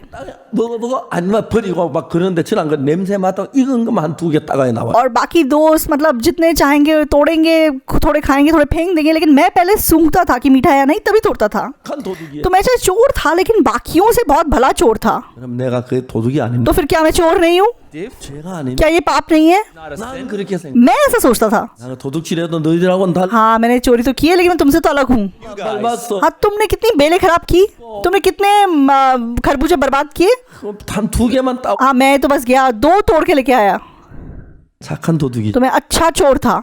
다 죄인. सब पापी हैं, others. 다 죄인. सब पापी हैं। 그렇기 때문에 여러분 우리가 하나님 앞에 나갈 때 다 죄인이기 때문에 इसीलिए जब हम परमेश्वर के सामने जाते हैं तो हम सब पापी हैं। इसलिए हमें एक चीज से गुजरना होगा, 그렇지. हमें अनुग्रह से गुजरना होगा, 피를 हमें यीशु के लहू से गुजरना होगा। 통과할 때 जब हम यीशु के लहू से गुजरते हैं, 죄를 이제 다 씻어지고 हमारा जो भी पाप क्यों ना हो सब धुल सकता है और तब हम परमेश्वर के सामने खड़े हो सकते हैं। 근데 어떤 사람은 लेकिन बहुत लोग 에서처럼 Like, इज़ाऊ के समान, 그래도 착한 일 했어. हाँ मैंने अच्छे काम किए हैं, 했지만 मैंने चाहे थोड़े बहुत पाप किए 그건 안 했어. लेकिन इतनी बुराई नहीं की है मैंने। 너 거짓말해도 남 해야 되는 거짓말 मैंने चाहे झूठ बोला, किसी का नुकसान करने वाला झूठ नहीं बोला। 많습니다. बहुत लोग ऐसा सोचते हैं, 하나님은 어떤 죄를 지었든지 간에 लेकिन परमेश्वर क्या कहता है, तुमने जो भी पाप क्यों नहीं किया हो, 정말 그 자기 어떤 선행으로 안 되기 때문에 क्योंकि हमारी भलाई से नहीं हो सकता, 예수님의 피를 통과해야만 죄를 씻어. इसीलिए हम सिर्फ यीशु मसीह के लहू से गुजर के अपने पाप को धो सकते हैं। 에서는 정성껏 자기가 잘해서 사냥을 그 아버지 말씀 그대로 했지. तो इज़ाऊ ने वफादारी से, सच्चाई से अपने पिता की आज्ञा को माना, for the food, 그런 죄가 없. लेकिन क्या उसके अंदर पाप नहीं है? unless उसके अंदर पाप है। 죄를 자기가 해결할 क्या उस पाप को वो सुलझा सकता है? नहीं सुलझा सकता। can't. 예수님이 해줘야지. यीशु मसीह को उसके लिए करना होगा। 그러니까 이제 여기서 두 가지야. इसलिए यहाँ पे 2 बातें बताई गई हैं। 야곱은 याकूब, 죄를 지었어요. उसने पाप किया, 저주를 받아야 उसको श्राप मिलना चाहिए था, 어머니가 다 복을 받을 수밖에 없도록 다 준비해서 보내줘. लेकिन माँ ने उसके लिए सब तैयारी की कि उसे आशीष मिल सके। 아버지가 쏙더라고 했어. पिता ने धोखा खा लिया 야곱이 복을 받아요. और याकूब आशीष पा गया। 자기 선한 것 가지고 나가다가 इज़ाऊ अपनी भलाई को लेकर गया, लेकिन उसे श्राप मिला। 하나님이 에서를 저주하더라고요. परमेश्वर ने इज़ाऊ को श्राप मिलने दिया, 축복했는데 याकूब को आशीष दिया, 뭘 할 수 없으니 क्योंकि वह दोनों को आशीष नहीं दे सकता। 아우를 숨기라고. इसीलिए इज़ाऊ को बोला कि तू अपने भाई के अधीन रहेगा, उसे श्राप मिला। 왜 이 성경을 얘기하는지 아십니까? बाइबल में ये कहानी क्यों दर्ज है? 우리가 죄를 지었지만 착하게 살면 하나님 나를 나게 봐주겠다. तो आज चाहे हम जानते हैं कि हम पापी हैं, लेकिन हमें लगता है कि अगर हम अच्छे काम करेंगे तो परमेश्वर मुझ पर दया करेगा। 내가 착한 거 남을 도와준 거 금식기도 한 거 헌금 많이 한 거 선해 그거 가지고 있으면 지옥 가요. तो आप अगर अपनी भलाई को पकड़े रहेंगे, मैंने उपवास किया, मैंने प्रार्थना किया, मैंने चंदा दिया, आप सिर्फ नरक जाएंगे। 했다고 해서 지은 죄가 씻어지는 건 아니에요. You may do तो आपने कुछ भलाई की होगी, लेकिन उससे आपके पाप नहीं धुल सकते। 하나님 내가 이만한 선을 해갔으니까 लेकिन लोग सोचते हैं कि हाँ मैंने 이तना तो भला किया, things. 하나님 갈 수 있다고 생각하는 사람이 많아요. There are many हाँ मैं इस पर जा सकूंगा। 아니에요. that ऐसा नहीं है, they cannot. आप नहीं जा सकते। 아직 모든 건 하나님이 죄라고 했기 때문에 तो जो भी हमने किया है परमेश्वर से पाप कहता है, 작은 죄. चाहे वो बड़ा हो चाहे वो छोटा हो। 나는 그래도 거짓말 한번 해도 그렇게 남들에게 해야 되는 거짓말 안 했어. हाँ मैंने एक आधी बार झूठ बोला होगा, लेकिन मैंने झूठ बोल के किसी का नुकसान नहीं किया है। 하나님의 길 죄인입니다. लेकिन फिर भी परमेश्वर के स्तर पे हम पापी हैं। 죄를 사함 받을 수 있는 길은 예수님의 십자가밖에 없습니다. And the only इसलिए उस पाप से छुटकारा पाने का सिर्फ एक रास्ता है, वो यीशु मसीह का लहू है। बहुत सारे लोग सोचते हैं कि उन्होंने भलाई की है। 그 이야기했지요. 강도 만난 자 이야기. तो मैंने डाकुओं से मारे गए व्यक्ति के बारे में आपको बताया था। तो डाकुओं से मारे व्यक्ति ने क्या किया? 율법사로부터 이야기돼요. तो यीशु मसीह व्यवस्थापक से बात कर रहे थे। 율법사가 예수님께 나왔어. एक व्यवस्थापक यीशु के पास जाता है, 무슨 선을 행해야 영생을 얻으리까? तो हे गुरु, अनंत जीवन का वारिस होने के लिए मैं क्या करूं? 말이 돼. तो उसके जवाब मतलब उसके सवाल का कोई जवाब नहीं है। 율법사 선만 행해 क्यों? क्या उसने सिर्फ भलाई की है? उसने जरूर बहुत बुराई की है। 그런데 악을 행한 사람은 तो जिसने मतलब बुराई की है उसके बाद वो कितनी भी भलाई कर ले 죄인으로 남는 거예요. वो पापी ही रहेगा। 악을 행한 사람을 तो जिस व्यक्ति ने बुराई की है 벗기 위해서 अपने पाप से छुटकारा पाने के लिए उसको क्रूस से गुजरना होगा। 그게 십자가 कैसे वो क्रूस से गुजर सकता है? 예수님 십자가의 피가 जो लहू यीशु ने क्रूस पे बहाया 내 죄를 위해 죽 वो मेरे पापों के लिए मरा। 내 모든 죄를 사했다. उसके लहू ने मेरे सारे पाप धो दिए। 십자가를 통과할 때 तो जब मेरा मन क्रूस से गुजरता है 되느냐면 तो फिर क्या होता है? 많은 죄를 지었지만 चाहे मैंने बहुत पाप किए हैं 그 죄대가 십자가로 이미 해결됐어. लेकिन उस पाप की कीमत क्रूस पे चुका दी गई है। 오늘날 많은 교회가 तो आज बहुत सारे चर्च 성경을 잘못 가르치고 있어요. वे बाइबल को गलत सिखा रहे हैं। 뭘 잘못 가르치면 वो क्या गलत सिखा रहे हैं? 우리를 죄인이라고 가르칩니다. वो ये बताते हैं कि हम पापी हैं। 우리가 죄인입니까? क्या हम पापी हैं? 우리가 죄인입니까? क्या हम पापी हैं?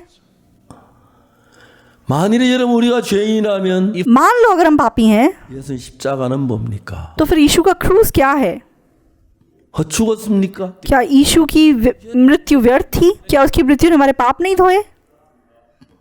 예수 십자가에서 우리 죄를 사했을 때 यीशु मसीह ने जब क्रूस पे हमारे पाप धोए 몇 프로 사했어요? कितने % पाप उसने धोए? क्या 10%? 20%? 20%? 30%. 30%? 40? 아닙니다. नहीं, 모든 죄를 사했습니다. He उसने हमारे सब पाप धो दिए। 예수의 모든 죄를 사했다면 तो अगर यीशु ने हमारे सारे पाप धो दिए 죄인입니까? 아닙니까? तो क्या हम पापी हैं या नहीं हैं? हम नहीं हैं। 아닙니다. हम नहीं हैं। 모든 죄를 안 사했다면 तो अगर उसने हमारे सारे पाप ना धोए होते, 만 사했다면 अगर थोड़े पाप धोए होते 사나 많아죠. there's no तो फिर धोने का कोई फायदा नहीं था, 못 가니까 क्योंकि हम एक पाप के साथ स्वर्ग नहीं जा सकते। 모든 죄를 사해요. so that इसलिए यीशु मसीह ने हमारे सारे पाप धोए। 어떤 사람 뭐라는지 알아요? तो कुछ लोग क्या कहते हैं आप जानते हैं? 그래서 우리 원죄는 사했는데 자범죄 우리가 고백해야 사해진다. तो यीशु मसीह ने आदम से आए पाप को धो दिया, लेकिन जो पाप हम करते हैं वो हमें खुद माफी मांगना है और उसे धोना है। 사해지지 않습니다. तो हमारे पाप हमारे माफी मांगने से नहीं धुल सकते। क्यों? 레위기 17장 11절에 ले व्यवस्था 17 के 11 में 죄의 생명은 피에 있습니다. life of the क्योंकि शरीर का प्राण लहू में रहता है 피를 너에게 주어 생명을 속하게 하였나니 और उसको मैंने तुम लोगों को वेदी पर चढ़ाने के लिए दिया है 그러므로 피가 죄를 사하느라 कि तुम्हारे प्राणों के लिए प्रायश्चित किया जाए, क्योंकि प्राण के कारण लहू ही से प्रायश्चित होता है। तो लहू ही से प्रायश्चित होता है, हमारे माफी मांगने से प्रायश्चित नहीं होता, लहू से। 22절 और इब्रानियों 9 के 22 में 법을 쫓아 그의 모든 물건이 피로서 정결케 되나니 सच तो ये है कि व्यवस्था के अनुसार प्राय सब वस्तुएं लहू के द्वारा की जाती हैं और बिना लहू बहाए पाप की क्षमा नहीं।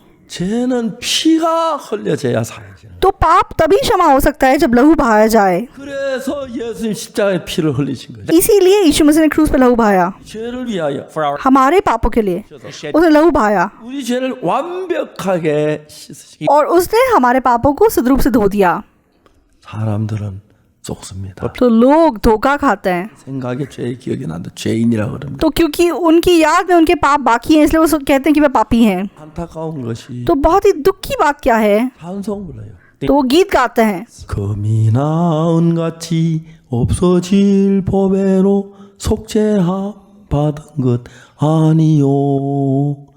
거룩한 하나님 어린 양 예수의 그 피로 속죄함 얻었네. our सोने या चांदी से नहीं लेकिन सच में बहुमूल्य यीशु मसीह के लहू से हमारे पाप धुले, ऐसा गीत वो लोग गाते हैं। 참 얻었네 그래요. तो हमारे पाप यीशु मसीह के लहू से भरे हैं। लेकिन ये गाना गाने के बाद वो प्रार्थना कैसे करते हैं? हे प्रभु, हम पापी हैं, हम पापी मनुष्य को क्षमा कर। 어떤 분은 예수 원죄는 사는데 자범죄는 우리가 회개해야 사해진다고. तो कुछ लोग बोलते हैं कि हाँ, आदम से आया पाप यीशु ने धो दिया, लेकिन जो हम पाप करते हैं वो हमें खुद प्रार्थना करके क्षमा मांग के धोने हैं। तो बहुत लोग चर्च जाते हैं 인으로 남아 있다는 것이 लेकिन फिर भी वो लोग पापी हैं। 예수님 십자가의 피가 우리 죄를 씻었다고 돼 있는데 तो बाइबल हमें बताती है कि यीशु मसीह के लहू ने हमारे सब पाप क्रूस पे धो दिए, 죄인이라고 लेकिन फिर भी वो खुद को पापी बनाते हैं। क्यों? 십자가를 믿지 않는 거예요. क्योंकि वो क्रूस पे विश्वास नहीं करते। 제가 한 번은 이디오피아에 갔는데 तो एक बार मैं इथियोपिया गया 이디오피아에 온 걸 알고 I know तो किसी को पता चला कि मैं इथियोपिया आया हूँ 총장님이 한 분 계셨는데 तो वो एक यूनिवर्सिटी के चांसलर थे 전화를 उन्होंने मुझे फ़ोन किया 목사님 제가 있는 데서 목사님들까지 차로 13시간이 걸립니다. तो उन्होंने कहा कि पासा जी मैं जहाँ पर हूँ वहाँ से अगर मैं आपसे मिलने आऊँगा तो मुझे 13 घंटे गाड़ी चलानी पड़ेगी 배로 가려고 하는데 लेकिन मैं आपसे मिलना चाहता हूँ there now. 만일에 내가 13시간 후에 가면 만나 주시. तो अगर मैं अभी यहाँ से निकलता हूँ तो 13 घंटे बाद वहाँ पहुँचूंगा तो तब मैं क्या आपसे मिल पाऊँगा 만나 주시려면 지금 바로 출발하겠다. अगर आपके पास समय है मुझसे मिलने का तो मैं अभी निकलता हूँ 도착 시간이 얼마쯤 되냐고. Do you तो मैंने कहा आप कितने बजे पहुँचेंगे तो उन्होंने बताया कि इसी समय पे पहुँचूंगा come? 그분이 13시간 차를 타고 저를 찾아왔어요. तो मैंने कहा आइए और वह 13 घंटे के बाद मुझे मिलने आए तो मैंने बाइबल के बारे में उनसे बात की 죄인이라는 거. तो वो बोलने लगे कि मैं पापी हूँ 죄를 지어서 죄인이. तो हाँ मैंने पाप किया है मैं पापी हूँ 예수 십자가의 피를 위해서 죽지. तो मैंने कहा क्या यीशु मसीह क्रूस पे आपके पापों के लिए नहीं मरा हाँ वो मर गया 근데 죄인이라는 거예요. But लेकिन फिर भी आप पापी हैं 성경을 폈어요. I तो मैंने बाइबल को खोला 로마 3장 23절을 읽어라. तो मैंने कहा कि रोमियो 3 का 23 आप पढ़िए 모든 사람이 죄를 범하였으면 하나님의 영광이 이르지 못하고. परंतु सबने पाप किया और सब उसकी महिमा से रहित हैं 23절에 분명히 죄인입니다. तो 23 में साफ लिखा है कि हम पापी हैं 24절도 읽어보죠. लेकिन मैंने कहा कि आप 24 में पढ़िए 그분도 읽었어요. तो उन्होंने पढ़ा 그리스도 예수 안에 구속으로만 하나님의 값없이 어렵다 하시 모든 자들. being परंतु उसके अनुग्रह से उस छुटकारे के द्वारा जो मसीह यीशु में है सेंत में धर्मी ठहराए जाते हैं 절 뭐라고 말합니까? तो मैंने कहा 24 में क्या लिखा है 이분 산초 읽어보더니 तो इन्होंने पढ़ा 열심히 기도하면 어렵게 돼. और उन्होंने बोला कि अगर हम प्रार्थना करेंगे तो हम धर्मी बन जाएंगे मैंने कहा कहाँ लिखा है बाइबल में in the Bible. 없어요. नहीं लिखा है 분명 23절은 죄인인데 तो जरूर 23 के हिसाब से हम पापी हैं 의인이 되었어요. लेकिन 24 में लिखा है कि हम धर्मी ठहराए गए हैं 은혜로 By grace. परमेश्वर के अनुग्रह से 또 하시면 얻은 자 되었느니라. सेंत में धर्मी ठहराए जाते हैं Mention that is in Christ 이 Jesus. 시제가 과거 완료형이에요. You know, it's past. तो ये जो वाक्य है ये भूतकाल का वाक्य है 그리스도 예수 안에 구속으로 말미암아 Through the redemption. परंतु उसके अनुग्रह से उस छुटकारे के द्वारा जो मसीह यीशु में है 못 받아 죽었기 때문에 क्योंकि यीशु मसीह हमारे पापों के लिए क्रूस पे मर गया 아무 일한 것이 없이 इसलिए चाहे हमने कुछ काम नहीं किया कुछ नहीं किया बिना कोई कीमत के हम धर्मी ठहराए गए हैं 그분 그 아주 깜짝 놀랐대. तो बाद में वो व्यक्ति हैरान हो गए 우리 교회 나이는 형제가 하나 있는데 तो एक भाई हैं जो हमारे चर्च आते हैं 모친은 다른 교회 तो 나이가 8이 넘으시. उनकी माँ है जो काफ़ी बुजुर्ग है किसी और चर्च जाती थी 우리가 죄인인데 तो वो हमेशा बोलती थी हम पापी हैं 이단들처럼 의인이라고. हाँ ये गलत शिक्षक लोग ये बोलते हैं हम धर्मी हैं Said. 이 आ들이 어머니와 대화가 안 되는. तो ये जो मतलब भाई थे माँ से बातचीत करने को इतना मुश्किल लगता था 수양원에 수양이라는 तो हमारा देदोक रिट्रीट सेंटर में मतलब रिट्रीट होता है 생각을 했어. तो इस भाई ने एक दिन सोचा 수양이 한 모셔야겠는데. I तो मैं अपनी माँ को रिट्रीट में लेके चलता हूँ 어머니 저 집에 바람 있는데 바람 좀 쏘여서 산에 한번 가시겠습니까? तो उन्होंने अपनी माँ को बोला कि माँ थोड़ा पहाड़ों में चलते हैं घूमने के लिए 있는데 आ들이 차 태워줘 산에 간다고 좋아서 차를 탔어요. तो वो हमेशा घर पे रहती थी लेकिन जब उसने सुना कि बेटा घुमाने लेके जा रहा है तो बड़ी खुश हुई और बोलने लगा कि ठीक है मैं चलती हूँ 몰아서 수양관에 왔어. तो 1 घंटा मतलब बेटे ने गाड़ी चलाई उसे रिट्रीट सेंटर में ले आया अरे कितनी सुंदर जगह है और थोड़ी देर के बाद 막 있는 걸 봤어. देखा कि इतनी भीड़ इकट्ठा है 아, 그거 보니까 수양이 안 돼. तो उसको पता चला कि मैं रिट्रीट सेंटर में पहुंच गई हूँ 쏘갔다는 생각. तो उसे पता चला कि बेटे ने मुझे धोखा दिया है 썩이고 들어갈까? तू मुझे झूठ बोल के लेके आया 아들이 말을 했어. Then the तो बेटे ने क्या कहा 여기까지 오셨는데 माँ अब आप इतनी दूर आ गई हो 만나보실래? एक बार पास से मिल लो 만날 수 있나? मिल सकती हूँ 예, 있습니다. हाँ मिल सकते हो 만나보자. ठीक है मिलते हैं 못 만날 거 없다. why मैं क्यों नहीं मिलूंगी उनसे मिलूंगी 그 모친을 만났어. तो मैं उस बुजुर्ग औरत से मिला 내가 물었어요. तो मैंने उनसे पूछा 모친은 죄인이라고 생각하시죠? मैंने कहा आप क्या सोचती हैं आप पापी हैं 이분 젊을 때 처녀 때 공무원 생활을 똑똑하다. तो ये मतलब जब जवान थी ये सरकारी नौकरी करती थी इसलिए बहुत होशियार थी 그러면 죄인이지. yes of हाँ पापी हैं 이 같은 이단들이나 죄. तुम्हारे जैसे जो गलत शिक्षक हैं वही बोलते हैं कि हमारे अंदर पाप नहीं है 죄 없다면 이단이고 죄인이라 하는 게 정당. तो हंसी की बात है ना अगर आप बोलो कि आप धर्मी हो तो आप गलत शिक्षक हो अगर आप बोलो कि आप पापी हो तो आप सही हो 성경 로마 3장 23절 24절 읽어라. तो मैंने उन्हें बोला कि आप रोमियो 3 का 23 और 24 पढ़ो। 그분 이거 모든 사람이 죄를 범하여 죽여. तो उन्होंने पढ़ा, हाँ सबने पाप किया, सब उसकी महिमा से रहित हैं। 죄인이에요. तो भी आप पापी हो? 죄인이라니. हाँ पापी हैं। 왜 성경을 안 믿어? तो मैंने कहा आप बाइबल पे क्यों विश्वास नहीं करती? 그러면 당신들이 안 믿지. तो मैं क्यों बाइबल पे विश्वास नहीं करूंगी? तुम लोग बाइबल पे विश्वास नहीं करते, तुम लोग गलत शिक्षक हो इसलिए बाइबल पे विश्वास नहीं करते। 믿는데요. तो आप बाइबल पे क्या विश्वास करते हो? हाँ मैं 66 किताबों में विश्वास करती हूँ। 그럼 한 번 더 읽어봐요. मैंने कहा फिर से पढ़िए। 읽었어요. पढ़ा उसने। 그도 죄인이에요. तो भी आप पापी हैं? 죄인이라니까. हाँ पापी हूँ। 내가 웃었어요. तो मैं हंसने लगा। 이야기했어요. मैंने उनसे कहा 그 성경이 뭐라고 말하고 있습니까? बाइबल में क्या लिखा है? Right there. Please read it. पढ़िए। 지금까지 그 성경을 읽어도 She read तो इतनी बार उन्होंने बाइबल को पढ़ा है, लेकिन शैतान ने उनकी आंखों को ढांप के रखा हुआ था। 못 들어. तो ये वचन जो कहता है कि धर्मी ठहराए जाते हैं, वो उनकी आंखों में नहीं घुसता। 읽어봐요 뭐라고 하는 또 तो मैंने बोला ध्यान से पढ़ो, और जब ध्यान से पढ़ा तो वो हैरान रह गई। 눈 अच्छा, 자꾸 쳐다보니 내 성경을 똑같아 이쪽 성경 चेक करने लगी। मेरी बाइबल में भी ऐसे लिखा है, तुम्हारी बाइबल में भी ऐसे लिखा है, मतलब बार बार जांच रही थी। 뭐좀 들어보세요. मैंने कहा आप सुनिए, 예수님 십자가에 못 박혀 죽으셨는데 우리가 죄인이면 यीशु मसीह क्रूस पे हमारे पापों के लिए मर गया। अगर आप तब भी पापी हैं तो यीशु की मृत्यु व्यर्थ ठहरी। 성경 한 절만 더 그렇게 드릴게요. तो बाइबल का एक और वचन पढ़ूंगा। 고린도전서 6장 10절 한번 읽어. तो पहला कुरिन्थियों 6 का 10, 읽어드렸어요. तो मैंने उनके लिए पढ़ा। 오늘 6장 10절에 도적이나 탐나면 술 취하는 자나 구역하는 자나 도적하는 자들은 하나님 나를 유혹으로 받지. तो वहाँ लिखा है ना चोर, ना लोभी, ना पियक्कड़, ना गाली देने वाले, ना अंधेर करने वाले परमेश्वर के राज्य में के वारिस होंगे। 11절에 보면 और 11 में क्या लिखा है? 너희 중에 이와 같은 자들이 있더니 और तुम में से कितने ऐसे ही थे, 주 예수 그리스도 이름과 하나님의 성령 안에서 परंतु तुम प्रभु यीशु मसीह के नाम से और हमारे परमेश्वर की आत्मा से 거룩함과 의롭다 하심을 얻었느니라. धोए गए और पवित्र हुए और धर्मी ठहरे। 예수님께서 우리 다 씻어 나왔고 यीशु मसीह ने हमें धो दिया है, 거룩하게 해놓 हमें पवित्र कर दिया है, 의롭게 하셨어. हमें धर्मी ठहरा दिया है। 하나님 우리를 의롭다고 하셨습니다. इसलिए परमेश्वर हमें धर्मी कहता है। 성경 아닙니까? तो क्या ये बाइबल में नहीं लिखा है? 아니에요. ये बाइबल में लिखा है, 말씀이에요. ये परमेश्वर का वचन है। 하나님이 의롭다면 तो परमेश्वर अगर हमें धर्मी कहता है, 우리 죄인이라도 의인인 तो कितना भी आप सोच रहे हैं कि आप पापी हैं, तो भी आप धर्मी हैं। 너무 놀라운 거예요. तो बहुत अद्भुत बात है, 너무 놀라. बहुत अद्भुत बात है। 이 성경 왜 저런 성경 눈에 안 들어오는지 तो क्यों ऐसे वचन लोगों की आंखों में नहीं आते, मैं नहीं जानता। 이거 나와서 शैतान ने लोगों की आंखों को ढांप दिया है। 죄인은 참단이고 의인이라 하면 이다이고. तो अगर आप बोलें कि आप पापी हैं तो आप सच्चे हैं, अगर आप बोलें कि आप धर्मी हैं तो आप गलत शिक्षक हैं। 우리가 이런 모임을 통해서 안타까운 것은 तो जब हम ऐसी मीटिंग्स करते हैं तो दुख की बात क्या है? 항상 십자가의 원수로 행합니다. तो बहुत सारे लोग आज क्रूस के शत्रु हैं। 십자가에 내 죄 위해 죽었다고 하면 내가 죄인이라고 하면은 तो क्रूस पे यीशु मसीह मेरे पापों के लिए मर गया, लेकिन फिर भी अगर मैं पापी हूँ, 패했다는 이야기입니다. इसका मतलब है कि यीशु क्रूस पे फेल हुआ। 죄를 위해 죽으셨는데 यीशु हमारे पापों के लिए क्रूस पे मर गया, 죽어도 죄인이라면 तो अगर उसके क्रूस पे मरने के बाद भी आप पापी हैं, 십자가 실패했다는 이야기. तो इसका मतलब यीशु मसीह क्रूस पे फेल हुआ है।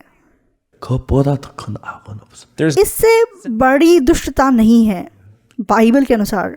그날 그 뭐지 너무 तो उस दिन वो भाई की माँ बहुत नम्र हो सकी और उन्होंने माना कि मैं बाइबल को ठीक से नहीं जानती थी, 그날 그분은 죄 사함 받고 기쁨. और उस दिन उन्होंने पापों की क्षमा पाई और बहुत खुशी से वो लौट गई। joyful. She was 80. और वो 83 साल की थी तब। 이 대제가 형제가 만나. तो कभी कभार मैं देजन में उस भाई से मिलता हूँ, मैं पूछता हूँ माँ कैसी हैं। 요즘 나이가 많으셔서 तो अब 밖에 못 나와. उनकी उम्र बहुत ज़्यादा है, इसलिए घर से बाहर नहीं जाती हैं, Side. 심심하면 전화를 해. और जब बोर होती हैं तो किसी किसी को फ़ोन करती हैं 사람도 좀 우리 집에 좀 올래. और उनको बोलती है कि मेरे घर आओ, House. 성경을 편. और फिर बाइबल खोलती हैं open before them. और बाइबल पढ़ के उनको बताती है, देखो वचन में लिखा है कि हम धर्मी हैं। 여긴 맞아. परमेश्वर अगर हमें धर्मी कहता है तो हम धर्मी हैं। 어렵다 뭐 이런 거지. तो बाइबल अगर धर्मी कहता है तो हम धर्मी हैं। 나 또 성이 없다는 죄인이라고 그래. तो तुम क्यों बाइबल पे विश्वास नहीं करते और बोलते हो कि तुम पापी हो? 원이 씻으셨어. यीशु मसीह के लहू ने अनंत काल के लिए हमारे पाप धो दिए। 하게 씻. अगर यीशु ने किया है तो उसने सिद्ध रूप से काम किया है। यीशु ऐसे काम नहीं करता कि आधा धोएगा आधा नहीं धोएगा। 씻었어. उसने सिद्ध रूप से हमारा पाप धोया है। 그래서 죄 사함을 얻으라. इसीलिए बोला है कि पापों की क्षमा प्राप्त करो, क्योंकि उसने सब काम कर दिया है। 받아라. बस तुम स्वीकार करो। हमें सिर्फ स्वीकार करना है। 하는 게 아니고 पापों की क्षमा कुछ करके हासिल नहीं करनी है, क्योंकि प्रभु ने सब कुछ कर दिया है। मैंने कर दिया है, तुम धर्मी हो, कर दिया गया है। 그러면 돼요. बस हमें इतना करना है। 근데 왜 죄인이라 그러지요? लेकिन लोग क्यों कहते हैं कि वे पापी हैं? 성경책 읽는데 चाहे बाइबल को पढ़ रहे हैं, 이사야 44장 22절. यशाया 44 के 22 में क्या लिखा है? क्या लिखा है आप जानते हैं? 하나님이 우리에게 하신 말씀. परमेश्वर हमसे क्या कहता है? 이사야 44장 22절. यशाया 44 का 22 뭐라고 되냐? क्या लिखा है वहाँ पे? 내가 내 허물을 빽빽한 구름에 사라진 같이 내 죄를 안개에서 도말하였으니 너는 내게로 돌아와. 내가 너를 구속하였어. मैंने तेरे पापों को अपराधों को काली घटा के समान और तेरे पापों को बादल के समान मिटा दिया है। मेरी ओर फिर लौट आ, क्योंकि मैंने तुझे छुड़ा लिया है। For all have sinned and come short. तो सबने पाप किया और सब उसकी महिमा से रहित हैं। तो पापी परमेश्वर के सामने खड़ा नहीं हो सकता। Then why? लेकिन क्यों परमेश्वर हमें आने के लिए बोल रहा है? क्योंकि उसने हमारे पापों को धो दिया है। बस तू आ जा, मैंने तेरे पाप धो दिए। 십자가의 피로 यीशु ने क्रूस पे लहू बहा के तेरे सारे पाप अनंत काल के धो दिए। बस तुझे मेरे पास आना है, बस तुझे सच्चाई को स्वीकार करना है, 믿으면 돼. बस तुझे विश्वास करना है। 하나도 다 पाप के लिए तुझे कुछ नहीं करना, मैंने सब कुछ कर दिया है। 믿으면 돼. सिर्फ विश्वास करो। 하나도 어렵지 않아. बिल्कुल मुश्किल नहीं है, 숨쉬기보다 쉽. सांस लेने से ज्यादा आसान है। 숨 못 쉬어 죽는 사람 많은데. तो बहुत सारे लोग सांस नहीं ले पाते, मर जाते हैं। Right? 아멘 되십니까? आप आमीन कह सकते हैं। 이 복음을 전하는. इस सुसमाचार का हम प्रचार करते हैं। 우리는 재판할 때 보면은 तो जब किसी का मतलब न्याय होता है 검사가 있고 तो वहाँ वकील होता है और जज होता है। 막 검사가 막 죄를 졌다 뭐라 그럽니다. तो जो वकील होता है वो बताएगा कि इसने ये गलती की है। 변명을 하면 तो दूसरे ओर का जो वकील होता है वो बोलता है कि नहीं नहीं इसने ऐसा नहीं किया है। तो वकील लोग ऐसा करते हैं 판사가 맞으면 और अंत में जो न्यायाधीश होता है वो न्याय सुनाता है, हाँ ये निर्दोष है। 소리 만만해 다 가치가 उसके बाद वकील लोग कितना भी कुछ भी बोलते रहे उसका कोई फायदा नहीं है। 그래도 가치가 없고 तो क्या भी वकील बोले उसका कोई मतलब नहीं है। जो न्यायाधीश बोलता है उसी का महत्व है। 판사의 말은 하나님이시. तो बाइबल का न्यायाधीश परमेश्वर है, ये न्यायाधीश का वचन है। 믿지 맙시다. तो हम बाकी चीजों पर विश्वास ना करें, हम बाइबल पर विश्वास करें। 성경에 뭐라고? बाइबल क्या कहती है? 내가 내 허물을 빽빽한 구름에 사라진 것 मैंने तेरे अपराधों को काली घटा के समान 도말했으니까 내게로. और तेरे पापों को बादल के समान मिटा दिया है, मेरी ओर फिर लौट आ। 내가 뭘 하려고 하지 마. तो पाप के लिए कुछ करने की कोशिश मत करो। 내가 죄를 씻으라 못한다. तो तुम अपने पाप के लिए कुछ नहीं कर सकते, यीशु को करना होगा। 완벽하게 उसने सिद्ध रूप से तेरे पाप धो दिए हैं। Perfectly. 십자가를 바라봐. क्रूस की ओर देख, तेरा पाप धुल गया है। 소리 듣지 Don't 마라. listen to any other. तो बेकार की बातों को मत सुन, शैतान की बात मत सुन। 내 죄를 씻었다. यीशु के लहू ने तेरे पाप धो दिए। 내가 내 허물을 빽빽한 구름에 사라져. मैंने तेरे अपराधों को काली घटा के समान 도말했으니까 और तेरे पापों को बादल के समान मिटा दिया है, इसीलिए मेरी ओर फिर लौट आ। 모든 사람이 죄를 범하였음에 하나님이 영광 이르지 못하다. परंतु सबने पाप किया और सब उसकी महिमा से रहित हैं। 그리스도 예수 안에 있는 구속으로 말미암아 परंतु उस छुटकारे के द्वारा जो मसीह यीशु में है, 값없이 우리 아무 일한 것이 तो हमने चाहे कुछ नहीं किया है, Thing. 어렵다 하시면 얻은 자 돼. बिना किसी कीमत के हम सेंत में धर्मी ठहराए गए हैं। ये परमेश्वर का वचन है। 아니 우리 뭐 어렵다 그랬어. परमेश्वर ने हमें धर्मी कहा है, 지었는데 Although चाहे हमने पाप किया, 구속해. लेकिन उस छुटकारे के द्वारा जो मसीह यीशु में है, 할렐루야. हालेलुया, 안타까운 것은 Unfortunately, दुख की बात क्या है, 참 많은 사람을 속입니다. शैतान अनगिनत लोगों को धोखा देता है। 우리 제가 눈처럼 이게 씻었다고 하고 तो बाइबल हमें बताती है कि हमारा पाप बर्फ की तरह सफेद साफ हो गया है। 하시고 परमेश्वर हमें धर्मी कहता है। 예수님 우리 죄를 기억지 아니하신다고 यीशु मसीह कहता है कि वे हमारे पापों को फिर कभी स्मरण नहीं करता, 사람들은 죄인이라고 그럽니다. लेकिन फिर भी लोग खुद को पापी बताते हैं। 강대한 죄인이라고 가르쳐 तो आज बहुत पास्टर लोग पुलपिट पे खड़े होकर सिखाते हैं कि हम पापी हैं। 잘못한 거죠. बहुत ज़्यादा गलत शिक्षा है। 예수님은 우리 죄를 완벽하게 Jesus, what यीशु ने हमारे पाप सद्रूप से धो दिए, अनंत काल के लिए धो दिए, 과 같이 बर्फ की तरह सफेद साफ कर दिए, बिल्कुल साफ कर दिया। 우리는 그걸 हमें सिर्फ इस सच्चाई पे विश्वास करना है। 믿니 안 हम पापी नहीं हैं, 죄를 지었지 चाहे हमने पाप किया, 죄 대가를 예수님이 받으셨어 लेकिन पाप की सजा यीशु को मिल गई 깨끗합니다. और हमें साफ कर दिया। हम पवित्र हैं। 주님이 그렇게 말했습니다. प्रभु ऐसा कहता है। 저는 이런 복음을 많은 목사님들 전하게 되기를 तो मैं चाहता हूँ कि बहुत पास्टर लोग ये सुसमाचार को सुन सकें। 바라신 목사님 말씀하셨습니다. आज जिस पास्टर ने गवाही बांटी उन्होंने बताया था 그래서 한 바다 참 이야기 간증이 너무 은혜로웠을 तो कैसे उन्होंने पापों की क्षमा पाई, बहुत ही अद्भुत उनकी गवाही थी। 줄 알았는데 अब तक वो पास्टर यही सोचते थे कि वे पापी हैं, 말씀을 듣고 참 거룩함을 입었다고 말했어요. लेकिन उन्हें बताया कि इस वचन सुन के वे पवित्रता को प्राप्त कर सके।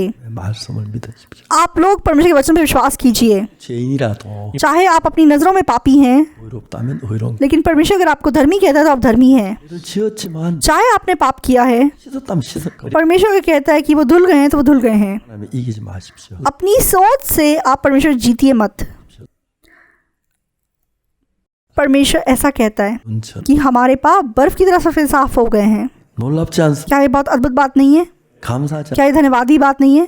죄 있는 사람 손 들어보세요. जिनके पास पाप है अपना हाथ खड़ा कीजिए। can. 왜 한 사람도 손 안 드시고 तो कोई भी हाथ नहीं उठा रहा है। 다 씻어졌습니다. क्या आपके पाप धुल गए हैं? 박옥수 목사 말이 아니에요. तो ये पास पाकोक्सु की बात नहीं है, ये बाइबल हमें बता रही है। 어떤 사람들은 तो कुछ लोग 장로로 있으면서 참 재산을 바쳐 주님을 섬겼어요. तो एल्डर बनते हैं चर्च में, अपनी सारी संपत्ति कलीसिया के लिए दे देते हैं, But when they are लेकिन जब वो मृत्यु के सामने होते हैं उनके मन में पाप होता है। that they are of 그래서 sins. 참 많아. बहुत लोग ऐसे हैं। 죽음 앞에 죄가 있다고 생각해서 तो प्रभु के सामने, मौत के सामने वो डरते हैं और वो प्रभु को सच में गाली देते हुए मर जाते हैं। Who end up like बहुत लोग ऐसे नाश जाते हैं। 전하십시오. तो आप इस सुसमाचार का प्रचार कीजिए। 완벽하게 आप सबको बताइए कि यीशु मसीह के लहू ने हमारे सारे पाप धो दिए और परमेश्वर हमारे पापों को फिर कभी स्मरण नहीं करता। हमारे पाप बर्फ की तरह सफेद साफ हो गए हैं। तो हम अपनी सोच को फेंकें और वचन पे विश्वास करें। 하나님은 우리가 잘한 사람들 보여주려고 तो जिन लोगों को हम जानते हैं, 창세기 27장을 이렇게 기록했습니다. परमेश्वर ने ये सच्चाई हमें दिखाने के लिए उत्पत्ति 27 लिखा। 7장에서 उत्पत्ति 27 में 에선 열심히 했습니다. इज़ाव ने बहुत मेहनत की, 복을 못 받아. लेकिन उसे आशीष नहीं मिला। 아무것도 안 하고 याकूब ने कुछ नहीं किया, 어머니 해준 것 가지고 복을 받아. तो जो माँ ने किया उसके द्वारा उसको आशीष मिला। 아니고 तो हमें कुछ करना नहीं है। 대신 해준 걸 가져갔을 때 복을 받는다는 걸 이야기해 줍니다. तो जो यीशु ने किया है उसको लेकर जब हम जाते हैं तब हम आशीष पाते हैं। 편에 섰습니까? 에서 편에 섰습니다. तो आप इज़ाव की तरफ खड़े हैं या याकूब की तरफ खड़े हैं? 편에 서십시오. आप याकूब की तरफ खड़े होइए। 한 것까지 가지 마시고 जो आपने अच्छा किया उसको लेकर मत जाइए। 하신 것 때문에 의로운 것이 जो यीशु ने किया उसके द्वारा आप धर्मी हैं। हाँ, हमने पाप किया, 죽으셨기 때문에 लेकिन क्योंकि यीशु मसीह हमारे पापों के लिए मर गया, इसलिए हम धर्मी हैं। आप विश्वास कीजिए।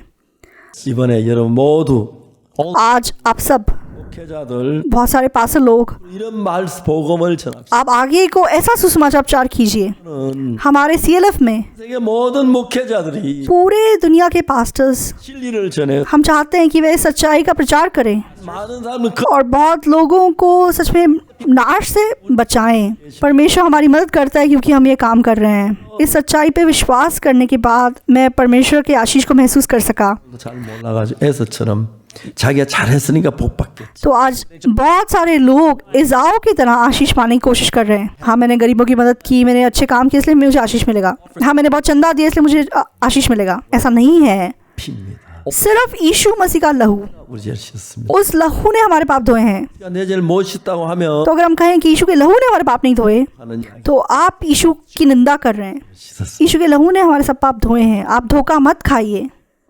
사함을 받은 마음으로 तो आप सब पापों की क्षमा प्राप्त कीजिए और परमेश्वर को धन्यवाद कीजिए और बाकी का जीवन आप खुशी से जिए rest of our lives, 하나님 앞에 서시기를 바랍니다. और एक दिन परमेश्वर के सामने खड़े हो सकें। 감사합니다. धन्यवाद आप सबको। 기도하겠습니다. हम प्रार्थना करेंगे। 거룩하신 하나님 아버지, पवित्र पिता परमेश्वर आपको धन्यवाद देते हैं। 성경에 이렇게 명백하게 우리 죄가 사했다. बाइबल स्पष्ट रूप से बताती है कि हमारा पाप धुल चुका है, 참 자꾸 우리 행위로 죄를 씻으려고 발려도 लेकिन प्रभु बहुत लोग अपने कामों से पापों को धोने की कोशिश कर रहे हैं। 우리 죄를 못 씻었다면 우리가 무슨 마음을 तो यीशु अगर हमारे पापों को नहीं धो पाएगा तो कौन हमारे पाप धो सकेगा? 우리 죄를 씻었다. हम खुद से कभी अपने पाप नहीं धो सकते, 그래서 예수님 इसलिए यीशु को करना पड़ा। 십자가에서 क्रूस के ऊपर 씻으면서 उसने अपनी जान दी और हमारे सारे पाप धो दिए। 감사합니다. यीशु आपको धन्यवाद देते हैं, 거룩하게 आपने हमें पवित्र किया, 피로 말미암아 आपके लहू के द्वारा हमें धर्मी ठहराया 내게 나갈 수 있게 ताकि हम यहाँ आपसे परमेश्वर के सामने जा सके। धन्यवाद देते हैं, 으로 기도드립니다. यीशु मसीह के नाम से प्रार्थना करते हैं, आमीन। 감사합니다. सभी को धन्यवाद।